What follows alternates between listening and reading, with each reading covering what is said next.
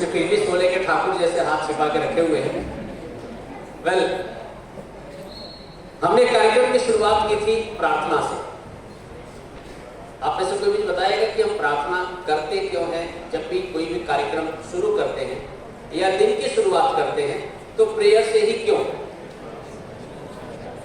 Yes, someone just raise your hand if you can answer. कोई अच्छा question कभी आपके मन में आया कि ये सुबह सुबह बिठा करके ये प्रेयर क्यों कराते हैं? एनीवन? अच्छा, कितने लोग मन में क्वेश्चन कभी आया है? Any given point of time? None? Yes, भगवान को याद करते हैं।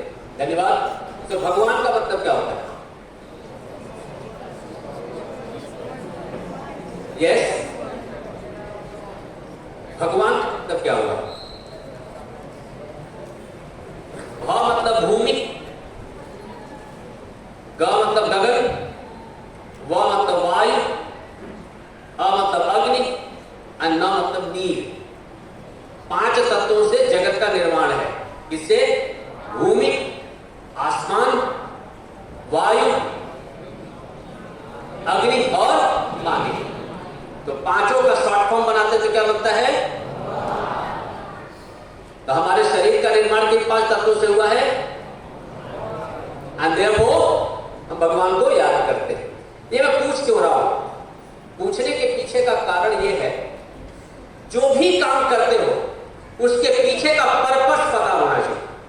अगर पर्पस पता नहीं है तो आदमी डिमोटिवेट हो जाता है, उसका इंटरेस्ट खत्म हो जाता है। अगर पर्पस पता हो तो इंटरेस्ट अपने आप चलता रहता है। 74 की एज में भी मोदी जी को थकान नहीं लगती, क्योंकि पर्पस मालूम है कि जीवन अंत होते होते मुझे करना क्या है। रोहित शर्मा 30 की एज के बाद सबसे ज्यादा सेंचुरी मारने वाले खिलाड़ियों में से एक। पर्पस मालूम है कि मैं खेल क्यों रहा हूं। जिस दिन पर्पस पता चल गया, आदमी उस काम में आनंद लेना शुरू कर देता। तो जो वास्ता वास्ता तब कंटाळो आवतो હોય ને, तो समझी जमानो को वाचवानो ध्येय મને खबर। सही है गलत? कितने मेरी बात से सहमत है? तो आज का ये जो डिस्कशन होगा वो होगा पूरे का पूरा पर्पस के ऊपर। ऑलरेडी ज्यादा सब मेरे परम मित्र चिराग भाई, विपुल भाई कहाँ गए? विपुल भाई आज सबसे ज्यादा मेरे लिए पूज्य पेरेंट्स यहाँ पर हैं, क्योंकि वर्किंग डे में अपना समय निकाल करके आना ये बहुत बड़ी चीज है।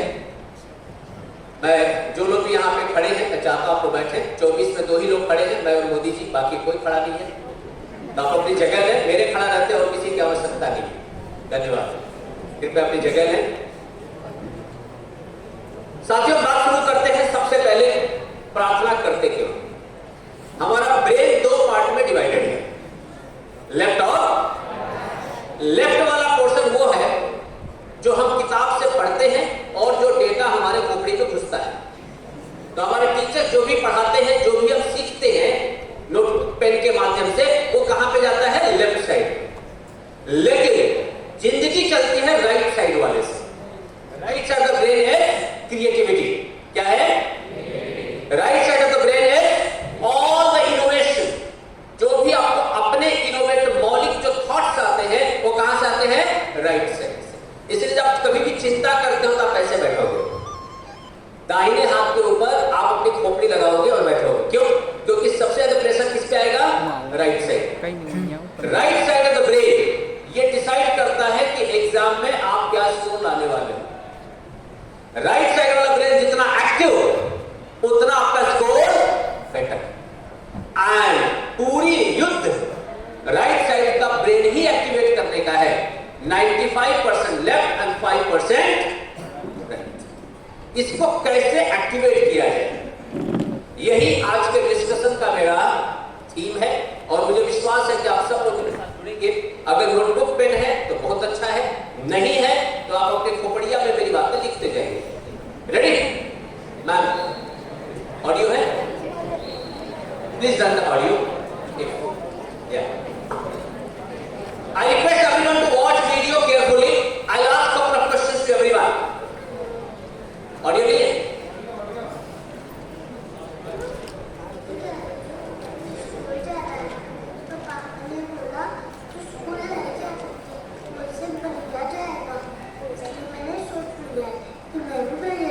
बाल काट के।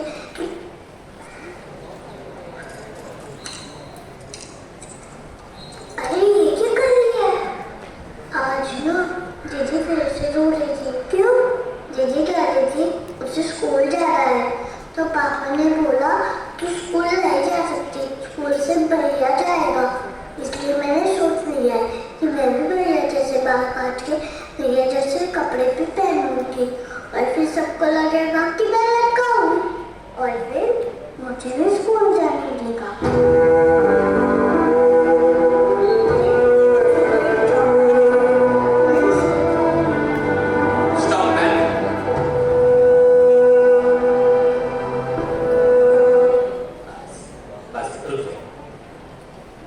देखिए, ये साफ में से मुझे कोई बताएगा कि वीडियो क्या कहना चाह रहा था? Anyone, please speak in Hindi, Gujarati, English, Bhojpuri, Marathi, whatever you wish. Yes. Video क्या कम्युनिकेट करना चाह रहा था? यस प्रभु। कुछ लोग होते हैं धीरे से मच्छर की आत्मा आ गई होती है अंदर, तो कान में बोलते हैं, माइक में नहीं बोलेंगे। Yes. Anyone? Yes sir. Girls education के बारे में। गर्ल्स एजुकेशन के बारे में ये वीडियो था। बहुत बड़ा रिसर्च किया आपने।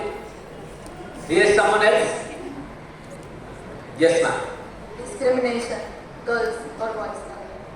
लड़के और लड़की के बीच में यहाँ पे अंतर या भेद बताने की कोशिश हुई है। ऐसा वीडियो अगर लड़कों पे बनाओ तो 40 मिलियन लड़के निकलेंगे।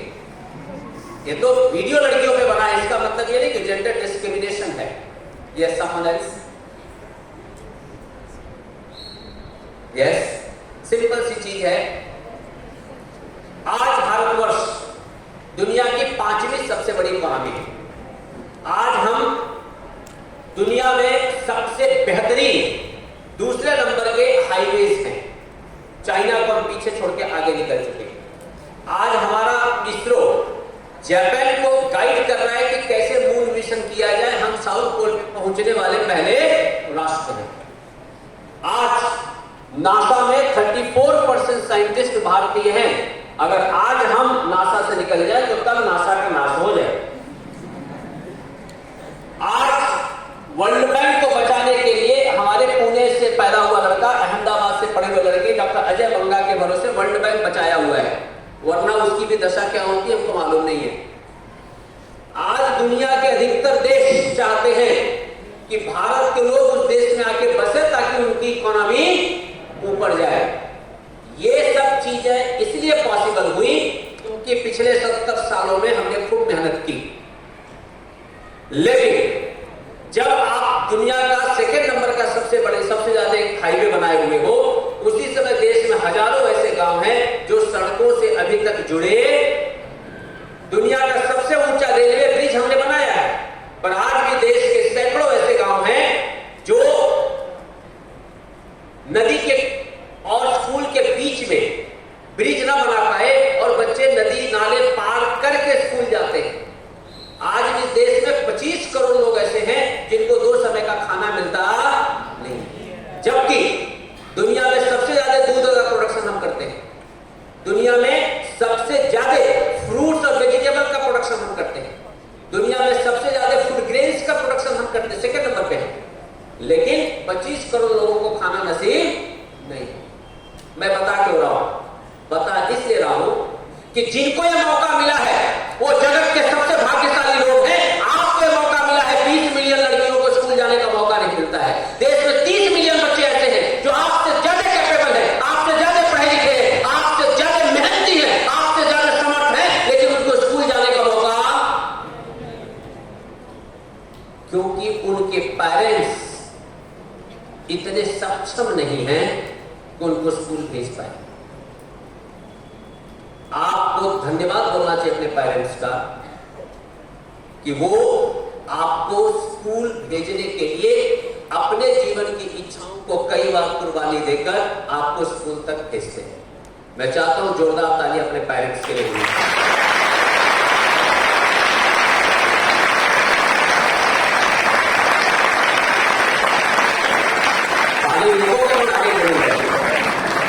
बजाते जाओगे तो मैं कैसे बोलूंगा? कहीं तो इसलिए बजा रहा ताकि बोल ना पाए। बात सीधे हृदय पे लगती है तो आदमी चाहता है कि न सुनना पड़े तो अच्छा है, क्योंकि सबसे बड़ा दर्द है ना दिमाग का दर्द होता है। बाकी दर्द आदमी झेल सकता है, दिमाग का दर्द नहीं झेल। अभी हम सब लोगों ने कोरोना देखा। कोरोना के बाद कोई है जिसने कोरोना का नाम नहीं सुना है? ऑनलाइन एजुकेशन के संतानों, हम सब लोगों ने वैक्सीन लगवाया। पेरेंट्स यहाँ पर बैठे हैं, हम सब ने वैक्सीन लगवाया। कोवैक्सीन जो भारत ने बनाया, भारत के लगभग 60 करोड़ लोगों ने कोवैक्सीन लगवाया।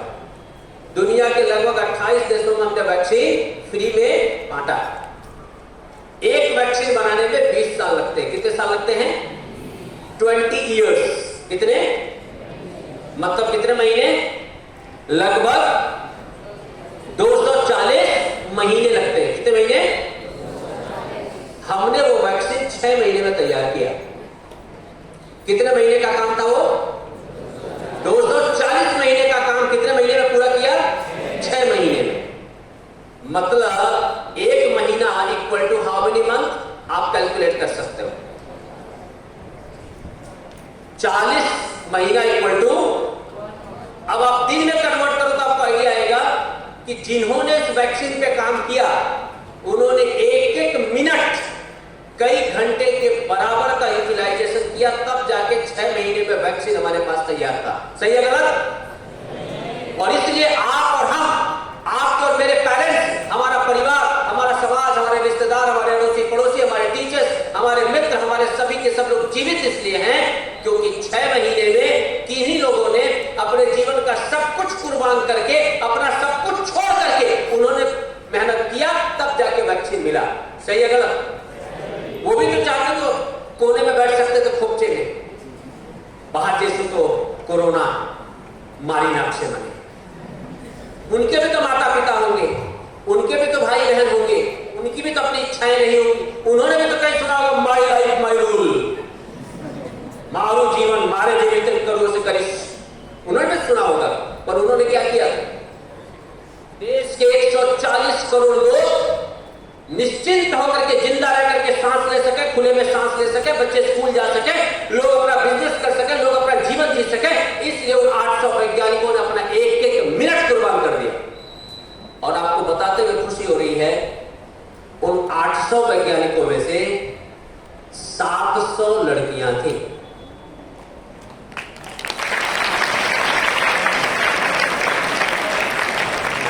आज अगर भारतवर्ष जीवित है तो उन 700 लड़कियों के नाते है जिन्होंने अपना रात दिन अपने आप को तैयार किया कि 140 करोड़ लोगों को जिंदा रखना ये हमारा धर्म है, हमारा कर्तव्य है। पढ़ाई इसलिए नहीं करते हो क्या? पढ़ोगे आप मार्क्स आएगा, आप इंजीनियर बन जाओगे, आप डॉक्टर बन जाओगे, आप कुछ बन जाओगे, उसके नाते आप गाड़ी खरीद लोगे, मकान खरीद लोगे, आपके पास बैंक अकाउंट हो जाएगा, वर्ल्ड टूर पे जाओगे, आप कुछ XYZ कर लोगे। ये पढ़ाई का उद्देश्य नहीं है। और अगर ये पढ़ाई का उद्देश्य है तो आप समझ जाओगे आप गलत ट्रैक पे हो। पढ़ाई का उद्देश्य है कि मेरे नाते जीवन में कम से कम 10, 15, 100, 1000, 2000, लाख, 2 लाख लोगों के जीवन में भला हो। मैं जब 60-70 साल का हूं और पलट करके मैं अपने जीवन को देखूं तो मेरे नाते कम से कम 50 ऐसे परिवार हो जहां पे भोजन पानी मेरे नाते हो रहा। ये पढ़ाई का उद्देश्य है। उन 700 लड़कियों ने जो पढ़ाई की होगी उनके नाते आज दुनिया में 140 करोड़ लोग खुले में सांस ले रहे। ये पढ़ाई है और इस पढ़ाई के लिए मैं चाहता हूं कि हम एजुकेशन करें। कई बार क्या होता है, हमको पता ही नहीं था हम पढ़ क्यों रहे, और मेरे अकेले की पढ़ाई छोड़ देने से क्या फर्क पड़ता। काश यही चीज एक लड़का अहमदाबाद से निकला, ब्रिटेन में जाकर के वो फिजिक्स पढ़ करके आया। क्या पढ़ के आया? रेडिएशन की थियरी। अहमदाबाद जब लौटा तो उस समय अहमदाबाद में खूब सारी टेक्सटाइल इंडस्ट्री थी, जैसे सूरत में डायमंड की इंडस्ट्रीज हैं, टेक्सटाइल की इंडस्ट्री है। तो Ahmedabad used to be known as a capital of textile industry of the world. दुनिया का सबसे बड़ा टेक्सटाइल इंडस्ट्री था। आपको जान के दुख होगा, इंडस्ट्री बंद हो रही थी। एक इंडस्ट्री बंद हुई तो 100-200 लोगों की नौकरी गई। एक आदमी की नौकरी गई तो पूरे परिवार का खाना बंद, परिवार में कम से कम 5 से 7 लोग होते हैं, तो 200 लोगों की नौकरी गई तो कितने लोगों का खाना बंद? 3,500 लोग सफर हुए, आया ना? क्योंकि सिर्फ परिवार ही नहीं होता है, परिवार के ऊपर बहुत सारे और लोग भी निर्भर होते हैं। ऐसी सैकड़ों इंडस्ट्री बंद हो रही थी। उस लड़के को लगा मेरे फिजिक्स की पढ़ाई का फायदा क्या है? अगर मेरे रहते अहमदाबाद के लोग रोटी के लिए तरसे तो मेरी पढ़ाई का कोई मतलब नहीं। और उस लड़के ने टेक्सटाइल में रिसर्च करना शुरू किया। आप लोग जींस पहनते होंगे, मालूम है ना? ये जींस का रिसर्च उस लड़के की मेहनत का रिजल्ट है। पढ़ के क्या आया था? रिसर्च किस पे किया? उसके बाद उसने एक इंस्टीट्यूट एस्टेब्लिश किया अहमदाबाद में, जहां से अगर पढ़ाई करके कोई निकलता है तो 1 करोड़ 2 करोड़ का पैकेज मिलता है। कितने का? कितने का? 1 करोड़ में कितना जीरो? 7 मिंटा। कितना मिंटा? आने आगे 1 1 करोड़ 2 करोड़ का सैलरी पैकेज मिलता, उस जगह से पढ़ाई करो। जिस लड़के ने एस्टेब्लिश किया पढ़ के क्या आया था? इंस्टीट्यूट किसका एस्टेब्लिश करवाया? Management and education. नाम है इस कॉलेज का IIM Ahmedabad, Indian institute of management Ahmedabad. इसीलिए उसको लगा कि दुनिया में वही देश आगे बढ़ेगा जो स्पेस में अच्छा करेगा, और उसने तीसरा इंस्टीट्यूट एस्टेब्लिश किया, Indian space research organisation, ISRO. And Bharat को एटॉमिक पावर भी बनवाया 1971-72 में। उस लड़के का नाम क्या है? डॉक्टर विक्रम। अब एक बात बताओ, हमको कई बार मैंने जी गर्मी ने मरीज करूँ है, मैंने जी गिरते हुए मरीज मत छुए, मैंने जी गिरते हुए मरीज मत करूँ छे। तो अगर विक्रम ने भी यही सोचा होता तो अपने पास इसरो होता, अपने पास IIM अहमदाबाद होता, अपने पास टेक्सटाइल इंडस्ट्री बची होती। तो एक बात बताओ, राज्य की, समाज की, लोगों की आवश्यकता मेरे जीवन की पहली प्रायोरिटी होनी चाहिए कि मुझे जो अच्छा लगता है वो पहली प्रायोरिटी होनी चाहिए। कितने लोग पहले के पक्ष में हैं कि जो समाज की आवश्यकता है वो मेरी पहली प्रायोरिटी होनी चाहिए, जो देश की आवश्यकता वो मेरी पहली प्रायोरिटी होनी चाहिए, जो लोगों की आवश्यकता वो मेरी पहली प्रायोरिटी होनी चाहिए। मुझे जो अच्छा लगता है वो तो जीवन के किसी न किसी पड़ाव पे मैं पूरा कर दूं। हमको दिमाग में कीड़ा बसाया गया है। क्या बसाया गया है? जे गमतु है नहीं तो मैंने तो लोचो को बेचे तो सुन करो, लोचो की दुकान खोल दो। अरे जो लोचो बेचे थे वो उधारे कमाए थे। LNT में जो GM होगा उससे ज्यादा लोचो बेचने वाला कमा रहा होगा, लेकिन लोचो बेचने वाला अधिक से अधिक 20 लोगों को नौकरी दे रहा होगा। जो LNT में GM होगा उसके नाते कम से कम 5,000 लोगों के परिवार का भोजन चल रहा होगा। इंपॉर्टेंट कौन है? वो GM है जो लोचो बेच रहा है वो। और वहीं पे अगर किसी ने इंडस्ट्री डाली है और उसकी इंडस्ट्री में 400 लोग नौकरी कर रहे हैं तो वो इंडस्ट्री ज्यादा महत्वपूर्ण हो जाती है क्योंकि 400 लोगों को एम्प्लॉयमेंट दे। हमारी कोशिश होनी चाहिए कि मेरे जीवन में मैं ऐसी मुकाम पे पहुंचूं कि 1,000, 2,000, 10,000 लोगों का जीवन मेरे ऊपर निर्भर। नेक्स्ट मैन, इसको आप लोग ध्यान से सुनना, लास्ट क्वेश्चन पे एवरीवन। Anyway, एग्जाम आ रहे हैं, बड़ा मजा आने वाला है।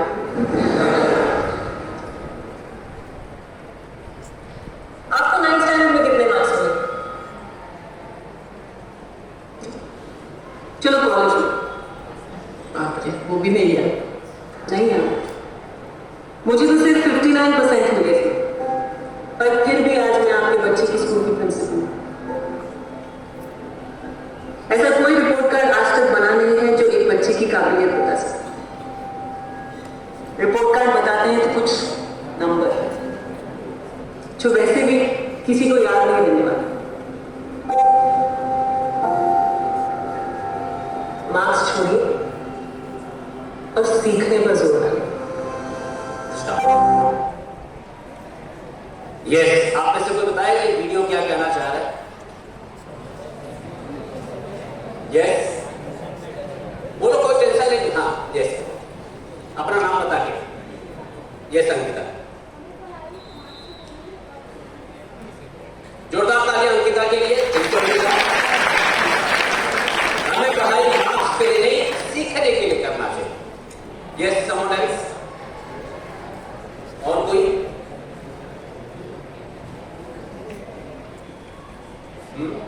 Yes ma'am.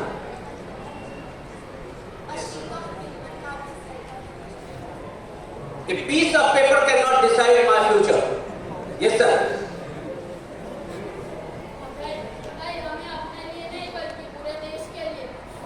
जोरदार तालियां। इन्होंने मेरी बात को इतना सीरियसली सुन लिया कि वीडियो देखना भूल गए। Very good. देश और दुनिया में भारत को बर्बाद करने के लिए फुल कोशिश चलती रहती है, क्योंकि पूरी दुनिया को मालूम है कि भारत का जो यूथ है, इस देश का जो युवा है, उसमें इतनी शक्ति है कि वो चाहे तो सब कुछ कर सकते। आप मानोगे नहीं, हम लोग जिस देश में जाते हैं उस देश का पूरी इकोनॉमी बदल करके रख देते हैं। इसीलिए दुनिया का एक ही टारगेट है, मेरे यूथ को कैसे बर्बाद किया जाए। बर्बाद करने के दो रास्ते। पहला, बॉलीवुड। लोगों को नशेड़ी बना दो। क्या बना दो? किसी न किसी नशे में उनको उलझा दो, अपने आप ही आगे जाना बंद कर देंगे। जैसे कई तुम्हारे दोस्त होंगे, पढ़ते पढ़ते बीच में, अरे आपने कई तो कर ले ऊपर से बच्चे। एक दूसरा होता है इस तरह के ज्ञान, मतलब बीच में एक इडियट टाइप 3 इडियट पिक्चर आई थी, नॉलेज के पीछे भागो, नॉलेज के पीछे, मार्क्स के पीछे मत भागो। आई थी आपको? बड़ी कसोबकस से निकल रही है जिंदगी, किसी को रास्ता पता नहीं, किसी को मंजिल। जिसे दोनों पता उसे कहीं जाना नहीं, और जिसे जाना है उसे कुछ पता नहीं।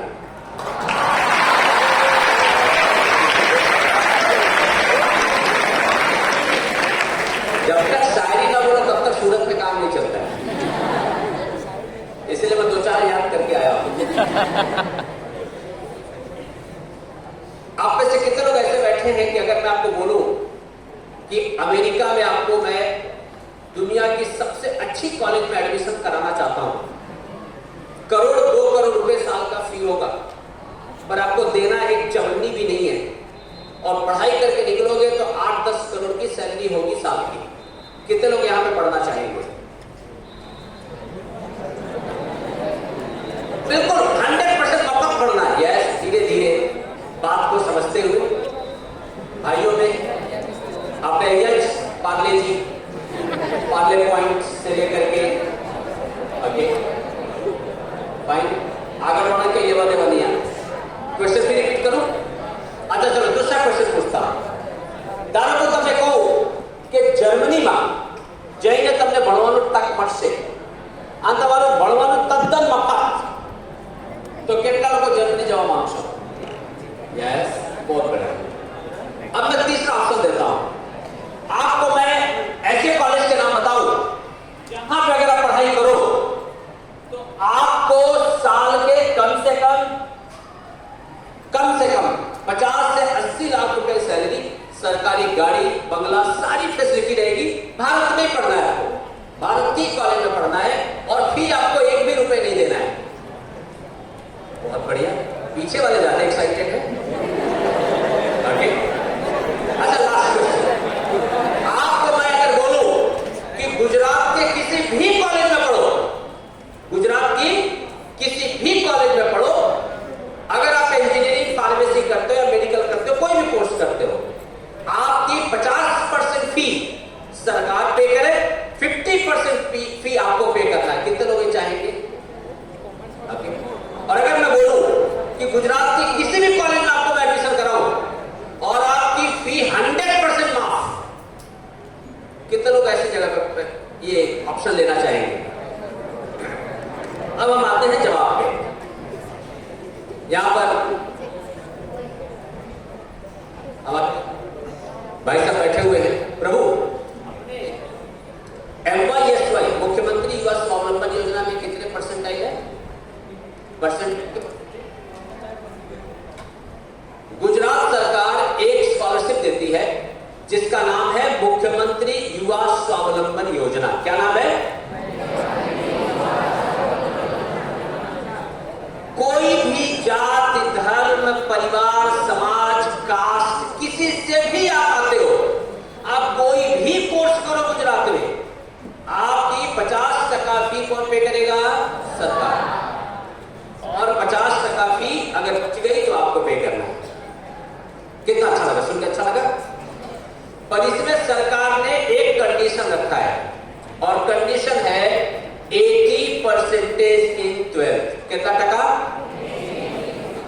कितना कितना कितना 80%।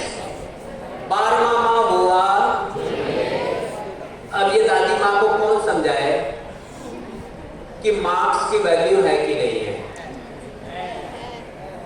अब आपको दूसरा बताता हूं। मैंने जर्मनी वाली बात बताई आपको। जर्मनी अगर आपको जाकर के पढ़ाई करनी हो तो उनकी अपनी एक एंट्रेंस एग्जाम है जिसको बोलते हैं DAAD डैट। DAAD डैट नहीं है, DEAD डैट भी नहीं, DAAD डैट।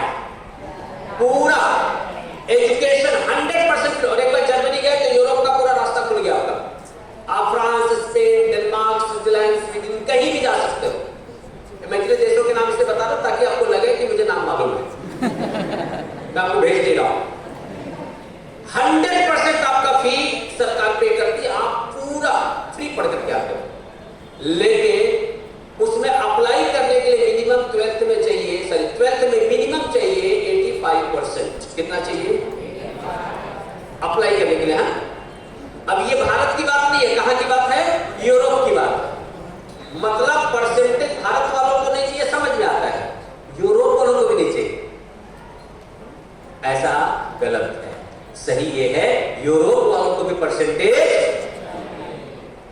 जो रोज बोलते रहते सीखने पे जोड़ दो, मार्क्स पे जोड़ मत दो, सीखने पे जोड़ दो, मार्क्स पे जोड़ मत दो, तो चाचा तो परसेंटेज का ही देख रहे हो। हमने सीखा है, इंटरव्यू लो, हम जवाब दूंगा, हम सीख के आया हूं, सीधा बिहार से लैंड हुआ हूं। क्या मतलब है? अब मैं तीसरा बताता हूं। एक स्कीम गुजरात में चलती है, ट्यूशन फी वेवर स्कीम। यही नाम है? बिल्कुल सर। क्या नाम है? Tuition fee waiver scheme. क्या नाम है? Tuition fee waiver scheme. Tuition fee waiver मतलब होता है माफ करना। क्या है? माफ। वेवर मतलब माफ कर दिया। 100% आप निर्मा में पढ़ो, DICT में पढ़ो, PDP में पढ़ो, कानून में पढ़ो, आप कहीं भी पढ़ो, भले मैं इस साल का 2.5 लाख रुपए फी आपको देना एक चवन्नी भी नहीं। 100% फी कौन पे करेगा? बराबर है ना? लेकिन सरकार ये कहती है कि जितने लोगों ने इस स्कीम में अप्लाई किया है, अब इसमें भी कोई जात धर्म कास्ट कम्युनिटी नहीं है, पूरा 100% सबके लिए बोला है। પછી પાટીદારો માટે જુદું છે, બધા માટે હરખું છે। તમે કોઈ भी કમ્યુનિટીમાંથી આવતા બધા માટે છે 100%। पर जितने लोगों ने अप्लाई किया है उसमें सिर्फ टॉप 2% को मिलेगा। कितनों को? कितनों को? कितनों को? कितनों को? अब टॉप 2 में आना तो पड़ेगा ना। और उसके लिए क्या चाहिए? उसके लिए क्या चाहिए? उसके लिए क्या चाहिए? आंटी क्या कह रही थी? और वो इडियट वाले अंकल क्या कह रहे हैं? इडियट वाले नालिश के पीछे भागी नहीं, मैं इसके पीछे नहीं भागी। आपको मेरी भावनाएं समझ में आ रही हैं? मार्क्स जरूरी है। मैंने 9000 से ज्यादा लोगों को इंडस्ट्री में नौकरी दिलाई है। देश में शायद ऐसी कोई टॉप नॉच इंडस्ट्री होगी जहां पे मैंने लोगों को जॉब ना दिलाई हो। और मैं पूरे अनुभव और विश्वास अकाउंटेबिलिटी के साथ कहना चाहता हूं साथियों, अधिकतर देश की टॉप लेवल इंडस्ट्रीज 12वीं का परसेंटेज देखती हैं, 10वीं का परसेंटेज देखती है। पैरेंट्स यहां बैठे अगर कैंपस प्लेसमेंट में बैठे होंगे तो उनको याद होगा 10मां में 60%, 12मां में 60%, कॉलेज में 60%, 3માં 60% હોય તો તમે રિલાયન્સ, અદાની, TCS, ઇન્ફોસિસ, વિપ્રો જેવી કંપનીમાં તમે ઇન્ટરવ્યુ આપી શકો। અંધારો કે 60 થી 59 થઈ ગયું તો ઘણી બધી કંપનીઓ તમારા હાથમાંથી નીકળી જશે। पढ़ाई का मतलब मैं सिर्फ बताने आया हूं, आपको टेंशन में डालने मैं सिर्फ क्या बताना चाह रहा हूं? मतलब पहला मतलब मैंने क्या बताया? आपके पेरेंट्स का अकाउंट अगर आपको खाली नहीं होने देना है और आप चाहते हो कि पेरेंट्स के ऊपर आपके पढ़ाई का लोड न आए तो आप स्कॉलरशिप में पढ़ाई कर सकते हो। पर स्कॉलरशिप की कंडीशन क्या है वो अभी से मुझे पता हो तो मैं स्कॉलरशिप अवेल कर पाऊंगा। बहुत बार होता क्या है, पढ़ने के बाद जब बच्चे कॉलेज में आते हैं स्कॉलरशिप મળે તો અમે પૂછે કેટલા ટકા છે બેટા सर 63%।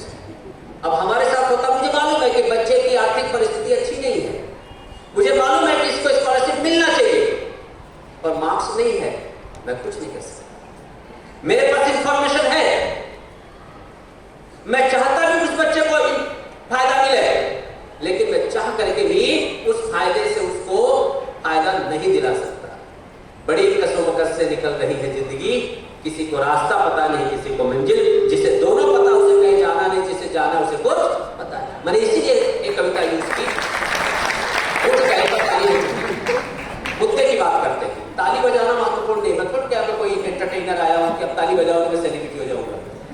द पॉइंट है, इंपॉर्टेंट क्या है कि मेरे पास आने वाले 20 दिन का समय है। कितना समय है? ये 20 दिन को मैं कितना यूटिलाइज करूं ताकि मैं मेरे पेरेंट्स के लिए एक सपोर्ट बन पाऊं। सपोर्ट कमा के देना नहीं है, जो उन्होंने कमाया है वो खर्चा न करना भी सपोर्ट है। सही कि गलत? उन्होंने जो कमाया है उसको बचाना भी एक सपोर्ट है। कमा के तो मैं कभी दूंगा और शायद वो लेंगे भी नहीं। अपने आप पेरेंट्स सक्षम है, अपना जीवन निकाल लेंगे, अपना जीवन मैं व्यवस्थित निकाल दूं, उसमें वो बहुत खुश है। हमको क्या करना है? अगले 20 डेज क्या करना है? अगले 20 डेज कैसे यूटिलाइज किया जाए ना।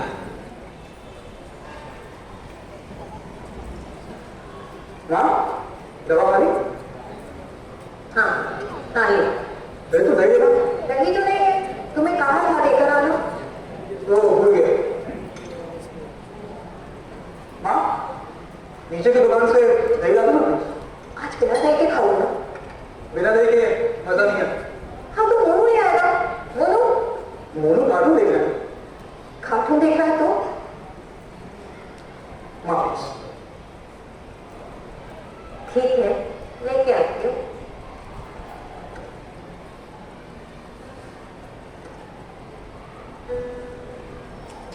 क्या जरूरत थी माँ को भेजने की? इस उम्र में इतना चलना उतरना। डॉक्टर ने कहा माँ को वॉक करने के लिए, अपने लिए नहीं, मेरे लिए तो कर दो।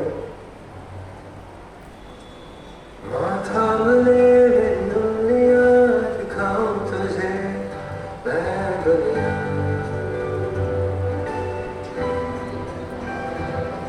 माथा मले दुनिया दिखाऊं तुझे मैं दुनिया,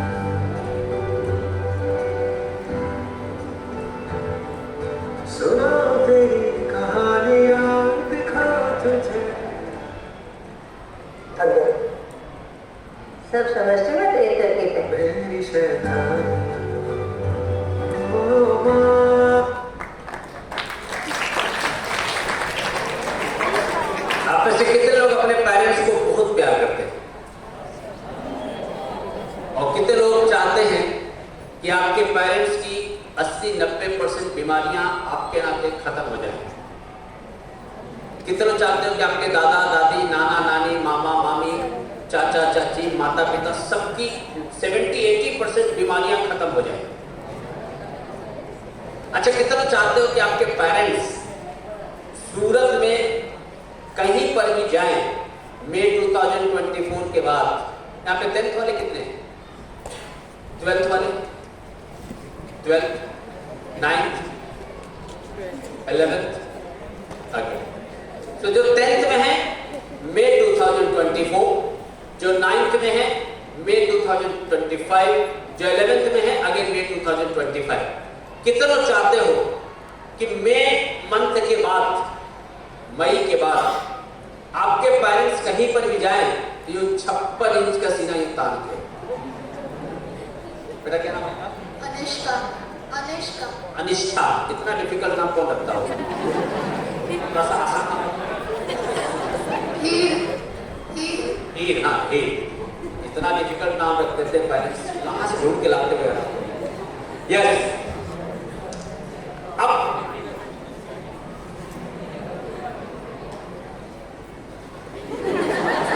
हीर। हाँ, अच्छा तुम इसका नाम चुरा लिया? कॉपी शुरू हो गई सुनील सर। ओके,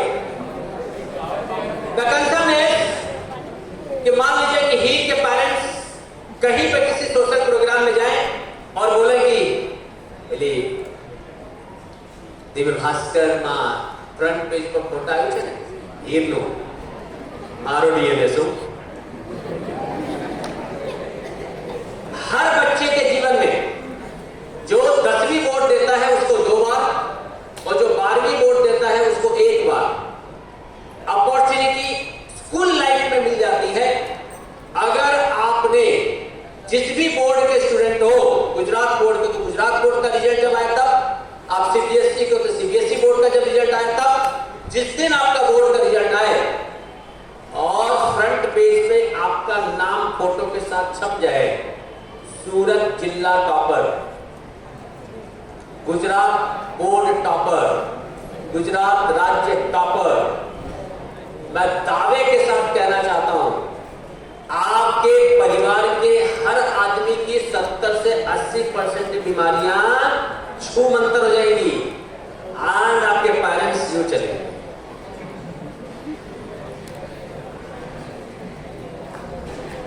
कितने लोग चाहते हो कि आपके पेरेंट्स इतना प्राउड के साथ सोसाइटी में चले? तो मौका आपके सामने है और ये मौका सुनील सर के जीवन में नहीं है, ये मौका चिराग भाई के जीवन में नहीं है, ये मौका मेरे जीवन में नहीं है, ये मौका आपके बाकी टीचर्स या पेरेंट्स के लाइफ में नहीं है, ये मौका सिर्फ आपकी लाइफ में है और इसको सिर्फ और सिर्फ आप एनकरेज कर सकते हो और कोई encourage.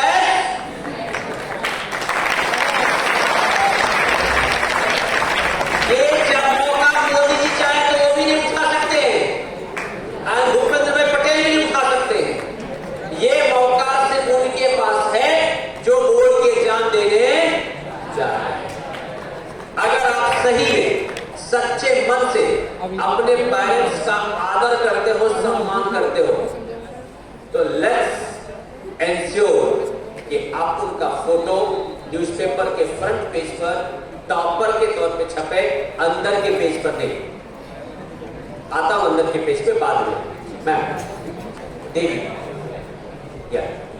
This is the last one and इसके बाद I conclude my talk.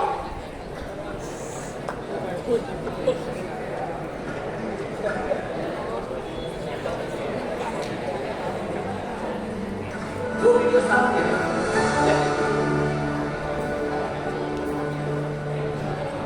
I request everyone kindly pay attention. There are 2 videos and after that we'll close the session.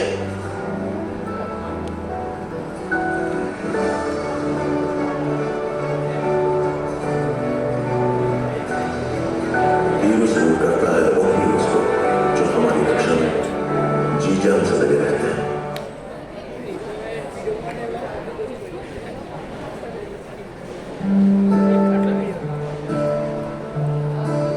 छोटी होंगी मेरी चिट्ठियां पर सब कुछ मैं कह जाऊंगी। एक बार पढ़ के देख ले तुझे फिर ना मैं सताऊंगी। कभी तो तुझे मैं याद आऊंगी।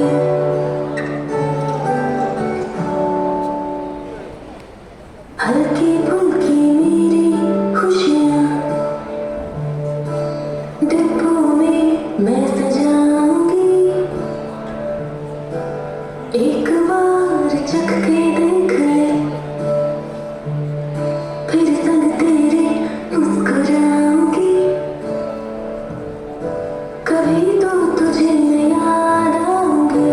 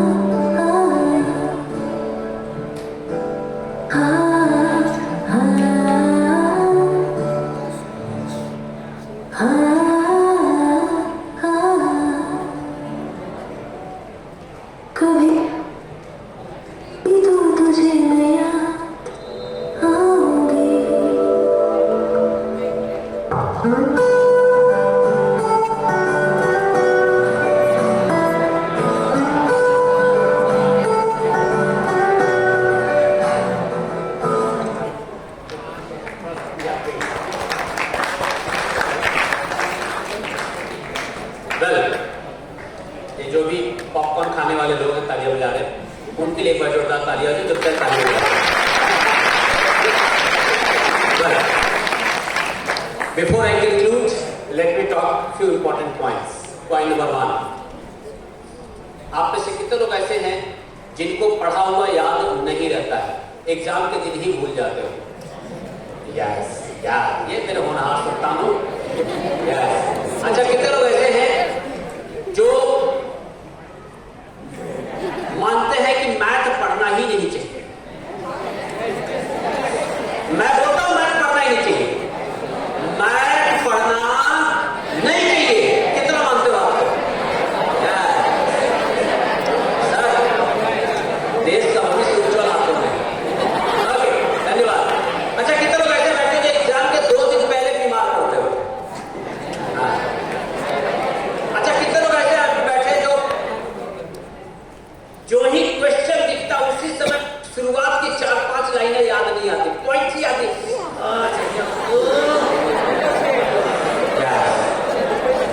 अब मैं एक हर सवाल का जवाब देने जा रहा हूं। ये आपके बोर्ड और आपके एग्जाम का फाइनल पॉइंट है। I'll conclude my talk. Let me start from the very first point. हमारे बॉलीवुड वालों ने हमको बताया है I love you। मालूम है ना? और गाने आए हैं दिल धड़ धड़ करे। आप में से कितने लोग बायोलॉजी के स्टूडेंट हो? बायोलॉजी वाले कितने बैठे हैं ना? अच्छा, 10th तक तो सबने बायोलॉजी पढ़ी है ना? हार्ट का जीवन में एक ही काम है, ब्लड पंप करना। जिस दिन हार्ट ने ब्लड पंप करने का दूसरा काम शुरू किया, उसी दिन हमारा राम राम सत्य हो जाएगा। हार्ट का क्या काम है? हार्ट का क्या काम है?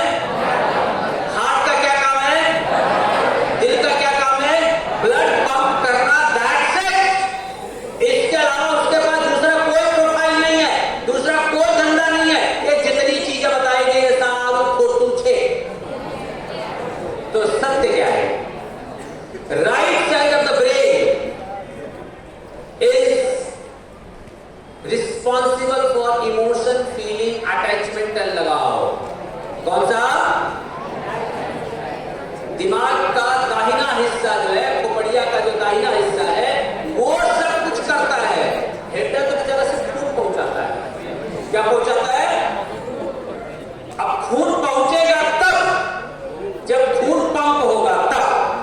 अब खून पंप होगा कब? जब टांगे चलेंगी तब। क्या चलेंगी? क्योंकि शरीर में सबसे ज्यादा ब्रेन ऑफ मसल का होती है टांगों में। टांगे चलती हैं तो ब्लड पंप होगा, तो खोपड़िया में खून।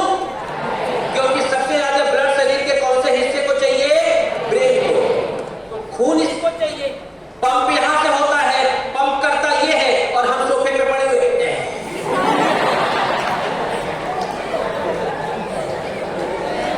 फिर क्या होता है? ऊंग आ रहे हैं।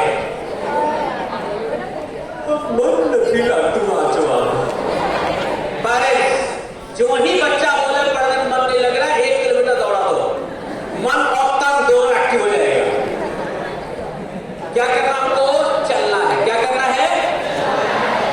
जो ही आपको बगासा खाना पड़े, जो ही नींद आए, जो ही कंटाला आए, जो ही बचाको भराए, जो ही ऐसा हो कभी मजा मत किया हो तू, जब लगे वाँचो मत पिला तू, शू करवानू? पाँव का मूवमेंट बढ़ाओ, ब्लड पंपिंग शुरू। बास्केटबॉल खेल लो, थोड़ी देर के लिए एक्सरसाइज कर लो, थोड़ा सा जंप कर लो, कोई एक काम एक्सरसाइज कर लो, अपने आप ब्लड सर्कुलेशन शुरू। मतलब खोपड़ी में ब्लड सप्लाई दे।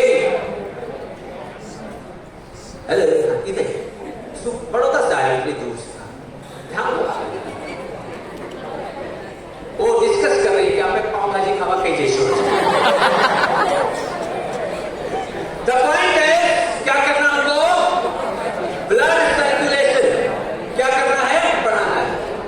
ब्लड सर्कुलेशन तो तब होगा ना जब शरीरिया में खून होगा। खून ही नहीं है तो सर्कुलेट कहां होगा? खून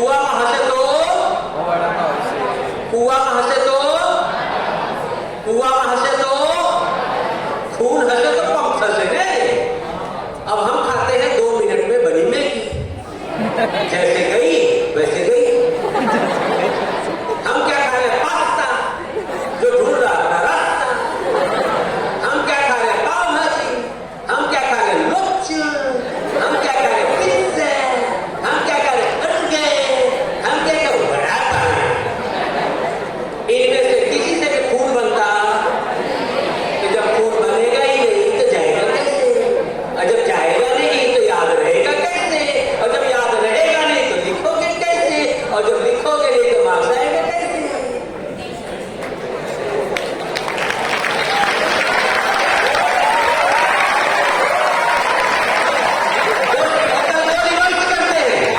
साइकिल को रिवर्स करते हैं तो खाओ वही जो फूड बनाए, खाओ वही जो और बनाओ वही जो खून बनाए।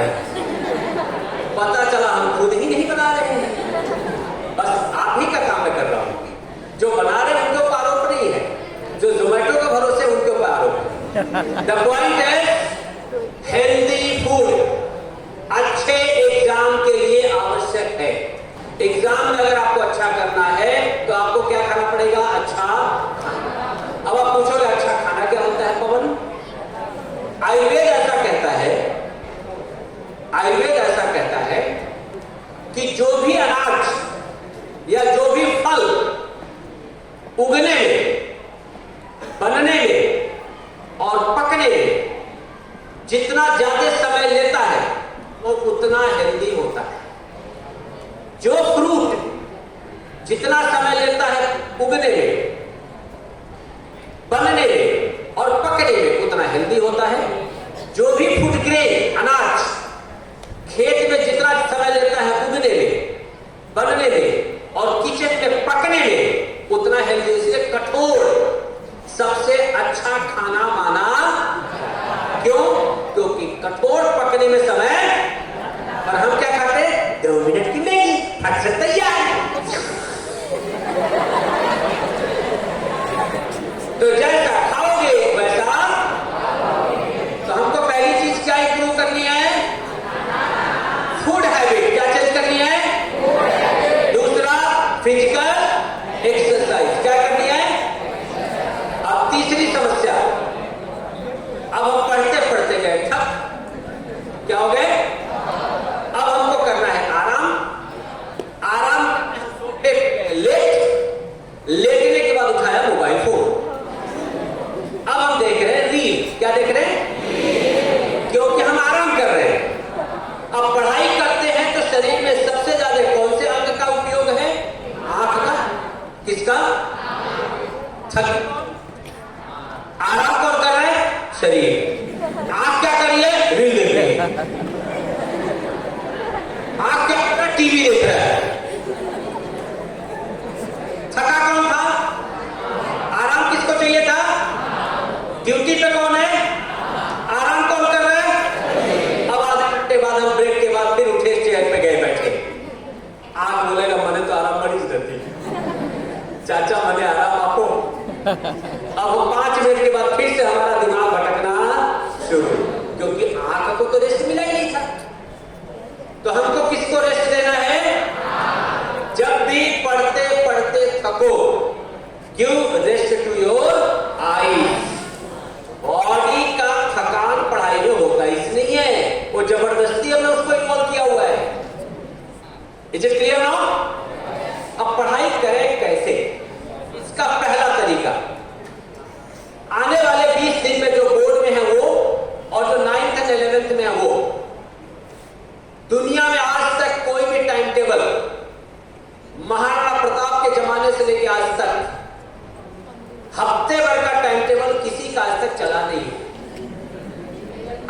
एक अफवाह है कि रविवार को टाइम टेबल बनाऊंगा, रविवार तक चलेगा, संडे टू संडे एक टाइम टेबल ना हो।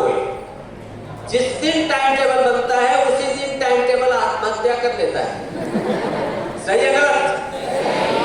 रोज का टाइम टेबल रोज बनाने का, क्या करने का? रोज का टाइम टेबल रोज बनाने का, रोज का टाइम टेबल रोज बनाने का। टाइम टेबल बनाने के बाद उसका खींचने का फोटो मम्मी या पापा 2 में से एक को व्हाट्सएप कर देना। पेरेंट्स को अच्छा लगता है जानने के लिए कि मेरे बच्चे आज क्या करने वाला है। अगर आप 2 घंटे खेलने जाने वाले तो लिखो बेकला के रमो जवानों से, एमने गम से।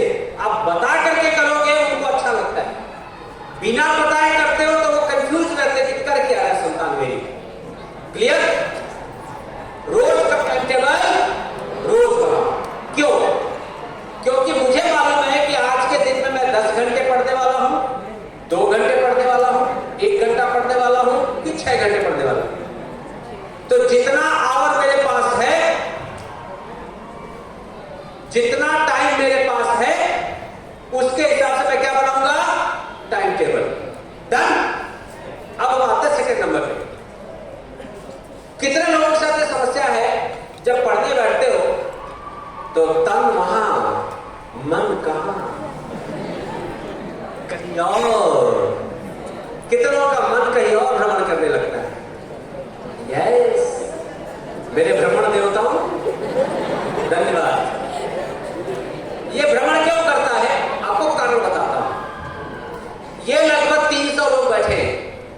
अभी जब यहां से निकलोगे और मान लो कि किसी को ढूंढना है, जैसे आपका नाम क्या है? जसराज। और आपका नाम क्या है? जय। मान लीजिए जसराज को जैसे कोई काम है, एक साथ ये 300 लोग निकले, तो जसराज को अगर जय को ढूंढना हो 3 मिनट लगेगा, जसराज जय को ढूंढ लेंगे। क्यों? जसराज क्या करेंगे? दिमाग में पिक्चर बनाएंगे। जय मतलब इतना ऊंचा, इस तरह का फीचर, इस तरह का लड़का।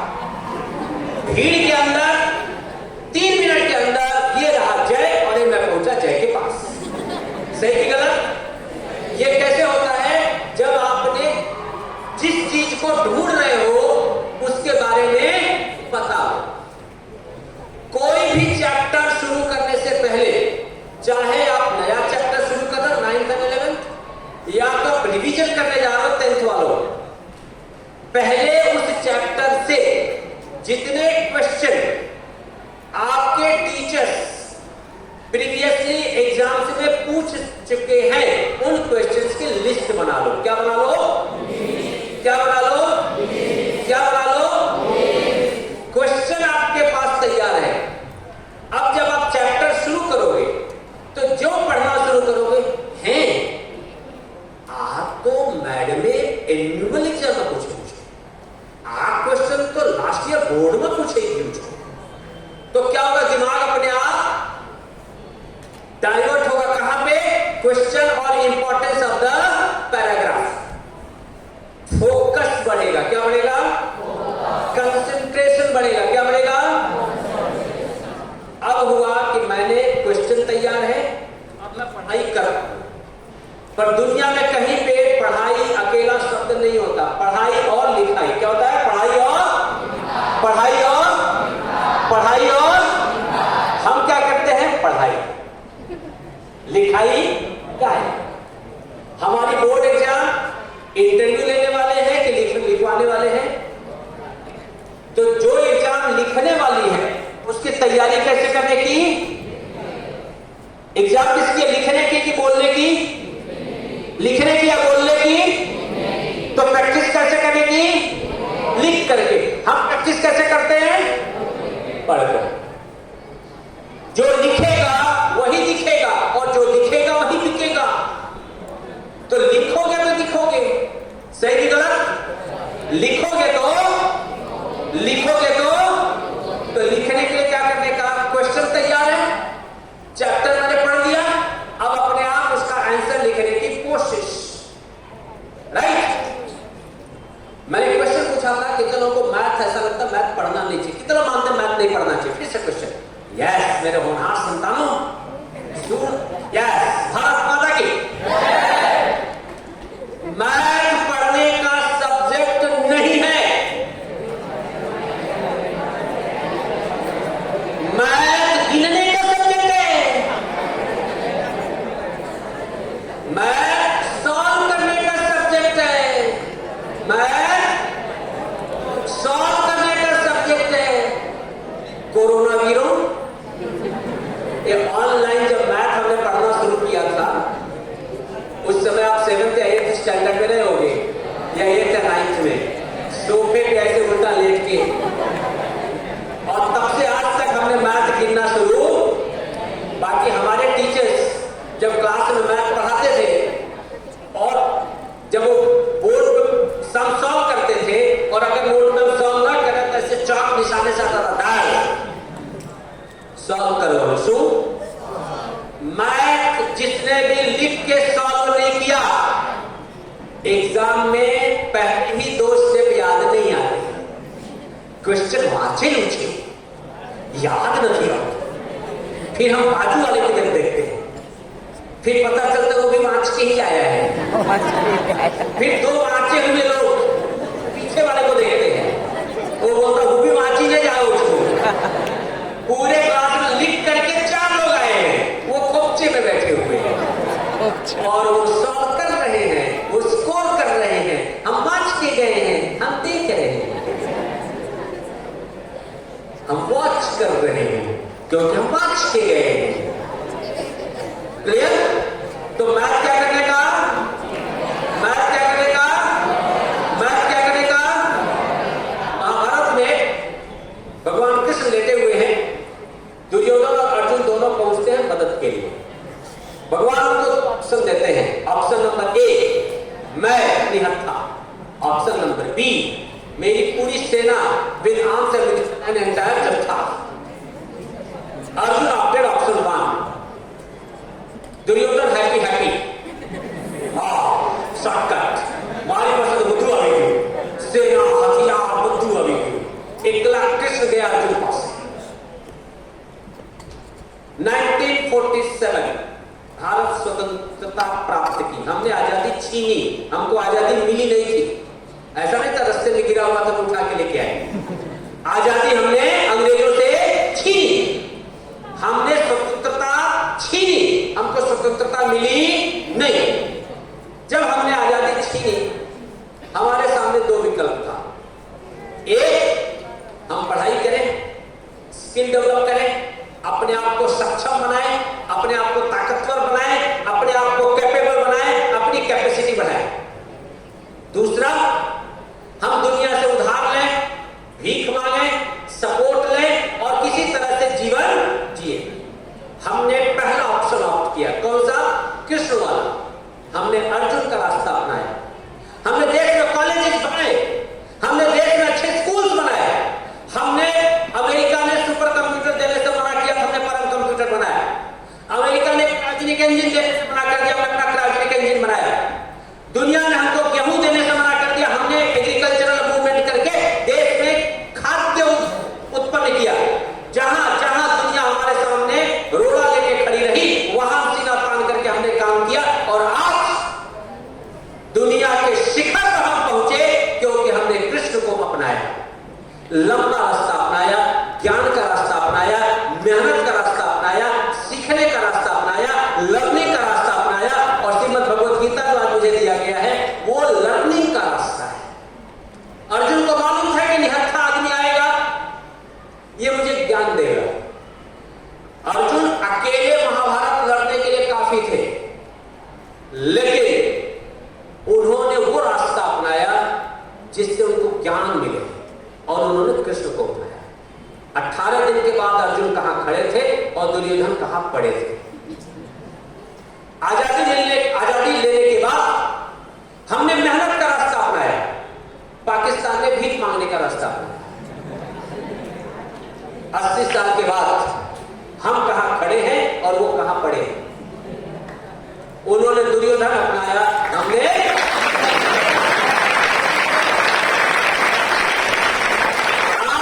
जीवन के हर पड़ाव पे आपके पास 2 ऑप्शन होंगे, या तो कृष्ण या तो शॉर्टकट में सॉल्यूशन।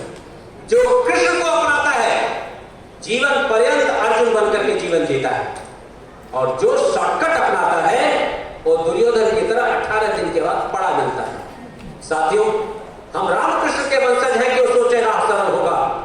हम रामकृष्ण के वंशज हैं कि वो सोचे राह सरल होगा, हर सत्कर्म सफल होगा, हर व्यक्ति सफल होगा, यहां बैठा हर स्टूडेंट अपने लाइफ में सफल होगा। साथियों, आपके पास इतनी गोल्डन अपॉर्चुनिटी है। भारत में ऐसे लाखों स्टूडेंट हैं जिनके पास आज इलेक्ट्रिसिटी नहीं है, इंटरनेट नहीं है, किताबें नहीं है, उनको कोई गाइड करने वाला नहीं है, उनकी उंगली पकड़ करके कोई रास्ता दिखाने वाला नहीं है। मेरे गांव में एक लड़की है, 3 साल पहले मुझे मिली, अंकल मुझे नीट देना है। हमने बातें की, वो गांव से बाहर कभी जा नहीं सकती थी, गांव में रहकर उस लड़की ने छत पे जाके इंटरनेट का सपोर्ट ले लेकर के बिना किसी कोचिंग, सुनील सर, बिना किसी सपोर्ट के उस लड़की ने नीट में इस साल 575 मार्क्स स्कोर किए। 575, no coaching, no guidance, no material, no resources, nothing. अगर उसके पास कोई एक चीज थी तो वो थी कि मुझे कुछ करना है, भले मेरे पास कुछ नहीं है, मेरी करने की अपनी एक इच्छा है। हमारे पास तो सब कुछ है, पर होता ऐसा कई बार कि मैंने बड़ी मेहनत की, हर एक एफर्ट लगाया, लेकिन फिर भी उतना रिजल्ट नहीं आया जितना मुझे चाहिए था। पृथ्वीराज चौहान भी फेल हुए, लेकिन धरती छोड़ने से पहले निशाना चूक करके नहीं गए, निशाना ठोक करके गए। होता है कई बार कि आपने बहुत ट्राई की 10वीं में, आपसे अच्छा स्कोर नहीं हुआ, आपको दूसरा मौका 12वीं में मिलेगा, वो भी चूक गया, कॉलेज में फिर मिलेगा, वो भी चूक गया। ऐसे अनेकों मौके आपको लाइफ में मिलेंगे, पर आप सही सलामत शरीर के साथ रहोगे तो मौके मिलेंगे। हम क्या करते हैं, पहला ही मौका हाथ से निकल गया, अभी तो बारी करते हैं। भाई, मौके आते रहेंगे। पहला मौका मिल गया, बहुत अच्छा, दूसरा मौका क्रैक किया, बहुत और अच्छा, तीसरा, एन नंबर ऑफ अपॉर्चुनिटीज। हमारे पास दो लोग यहां पर बैठे हैं, सुनील सर, आपके बहुत सारे टीचर्स बैठे हैं, सबके पास पर्याप्त इंफॉर्मेशन है। जीवन के किसी भी पड़ाव पर कभी भी आपको ऐसा लगे कि मैं अंदर से टूट रहा हूं, मुझे मन नहीं कर रहा पढ़ने का, मुझे दिक्कत हो रही है पढ़ने में, मुझे समझ में नहीं आ रहा है, स्कोर नहीं बढ़ रहा है, तुरंत अपने टीचर्स को कांटेक्ट करो। किसको कांटेक्ट करेगा? दुनिया में 3 ऐसे लोग हैं, कल अगर आप 5 करोड़ रुपए की सैलरी कमाओ, आप एक बड़ी इंडस्ट्री लगाओ, आप IAS IPS ऑफिसर बनो, दुनिया में 2 ऐसी जगह होगी जहां मिठाइयां बटेंगी, एक आपके माता पिता और दूसरे आपके टीचर्स अपने स्टाफ रूम में बांटेंगे। मारी भणावेलो छोकरो, मारी भणावेली छोकरी IAS ऑफिसर थे। कई बार आप सफल होंगे, पड़ोस में 2 दिन खाना नहीं बनेगा, आपके मामा चाचा काका फैला क्या, कई बार 2 दिन खाना नहीं बनेगा, पर आपके टीचर्स से रिलेशन करने होंगे। टीचर्स दुनिया की अकेली ऐसी प्रजाति है कि अगर उनके पढ़ाए हुए बच्चे उनसे 4 गुना पगार पाए तो वो यहां पे सेलिब्रेशन करके खुश होते कि मेरा पढ़ाया हुआ लड़का मुझसे 4 गुना ज्यादा पगार कमा रहा है। आप अपनी समस्या उनको बता कर तो देखो, कोई भी प्रॉब्लम एक मैसेज करके देखो, तो दूसरे दिन फोन ना आ जाता तो मेरा नाम बदल दो। Your teachers are always ready to help you, पर आप पहले अपने दायरे से निकल के टीचर से बात तो करो। मैं आज ये सेशन समाप्त करूं, डिस्कशन समाप्त करूं, उसके पहले मैं हर किसी से दोनों हाथ जोड़ के निवेदन करना चाहता हूं। पिछले 2000 साल से भारत अनेकों मोर्चे पर संघर्ष करता रहा है। हमारे पूर्वज गर्दन कटवाते रहे, खून बहाते रहे, उनकी चमड़ी तक उधेड़ दिया गया, उनको हर तरह की पीड़ाएं दी गई, हर तरह का संघर्ष उन्होंने किया, लेकिन उन्होंने एंश्योर किया कि आने वाले में एक समय एक ऐसी पीढ़ी आएगी जो भारतवर्ष को, दुनिया को शिखर पर पहुंचाएगी जहां पर कभी हम 2000 साल पहले हुआ करते थे। आज 2000 सालों की मेहनत के बाद आपकी वो पीढ़ी हमारे सामने बैठी है जिनके पास स्कूल है, इंटरनेट है, भोजन है, कपड़ा है, रिसोर्सेज है, हर तरह की सुविधाएं हैं, वो सारी चीजें हैं जिसके लिए 2000 वर्षों से संघर्ष कर रहे थे। हमारे पूर्वज अपना बलिदान कर रहे थे, अपना खून बहा रहे थे, अपनी गर्दनें कटवा रहे थे, अपनी चमड़ियां उधड़वा रहे थे, ताकि एक पीढ़ी आएगी जो भारतवर्ष को दुनिया के शिखर पर लेकर के जाएगी, और वो पीढ़ी मेरे सामने बैठी है। आपका दायित्व बनता है, आपको पढ़ाई सिर्फ इसलिए नहीं करना कि आपको करोड़पति बनना है, आपको पढ़ाई इसलिए नहीं करना क्योंकि आपको सफल होना है,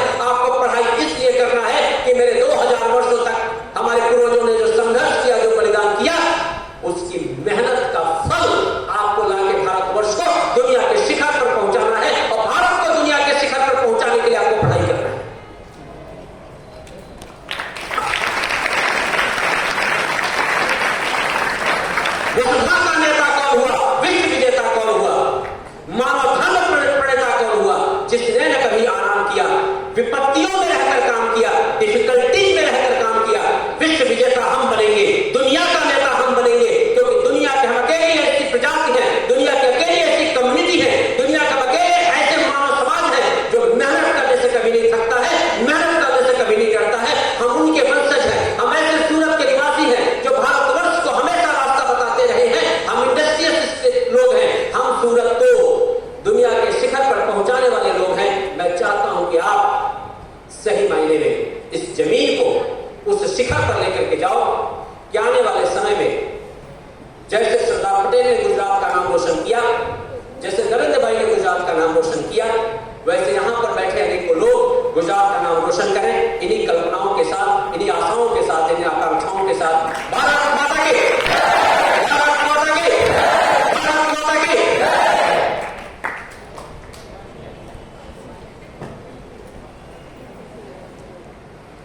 साथियों, मैं बात खत्म करूं, चूंकि आपका प्रिपरेशन क्यों चल रहा है, कई लोग ऐसे होंगे जिनका स्कूल आना भी बंद होगा। मोबाइल एक ऐसी चीज हमारे जीवन में आ गई है, जैसे मैं बताया ना, दो चीज, एडिक्शन और दूसरा क्या बोला मैंने, थॉट प्रोसेस। एडिक्शन में जो सबसे बड़ा एडिक्शन हमारे परिवारों में, हमारे घरों में डाला गया है वो है मोबाइल फोन। नशा मतलब सिर्फ मुंह से जो चीजें खाई जाती है वो नशा नहीं है, मोबाइल भी है। और ये पूरा चाइना की कॉन्स्पिरेसी है भारत को तबाह करने के लिए। आप अगर किसी भी मोबाइल के किसी भी ऐप में उलझकर आप अपना घंटे, 2 घंटे, 4 घंटे बर्बाद कर रहे हो, इसका मतलब आप चाइनीज कॉन्स्पिरेसी का हिस्सा हो और भारत के बर्बाद करने का एक आप भी जिम्मेदार व्यक्ति हो। ये पूरी तैयारी है, इतनी जगहों से हमले हैं कि अब कल्पना नहीं।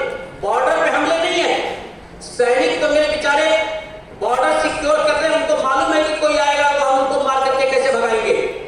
हमारे सिपाही सो रहे थे एक दिन गलवान घाटी में, चाइनीज ने हमला कर दिया, तैयारी आए थे सारे चाइना वाले, हमारे वाले सो रहे थे, नींद से उठे और 40 को ठोक दिया। सोचो जगे होते तो क्या होता, एक भी जिंदा ना जाता। उनको पता है कि वो बॉर्डर पे हमको नहीं हरा सकते, उनको पता है कि सामने सामने की लड़ाई में हमको नहीं हरा सकते, तो हमको कैसे हराया जाए, तो हमारी अगली पीढ़ी को कैसे उनके चाल में फंसा के बर्बाद किया जाए। इसीलिए पहले टिकटॉक आया, उसके बाद अनेकों वीडियो गेम्स हैं, अनेकों ऐप हैं, ये सब चाइना की आपके ऊपर जाल फेंका हुआ है। आप बर्बाद, देश बर्बाद। आपको डिसाइड करना है कि आपको एक भारत प्रेमी, एक राष्ट्र प्रेमी, एक देश प्रेमी के तौर पर जीवन जीना है कि विदेशियों के चक्कर में फंसकर आप देश को बर्बाद करना चाहते हैं। मोबाइल फोन में उलझना मतलब देश के विरुद्ध जितने भी षड्यंत्र हैं उसका हिस्सा बनना है। कितने लोग इसका हिस्सा बनना चाहते हैं षड्यंत्र का? कितने लोग चाहते हैं कि चाइना को मुंहतोड़ जवाब दिया जाए? अगर आप मुंहतोड़ जवाब देना चाहते हो तो आपके पास एक रास्ता है, मोबाइल फोन का सदुपयोग।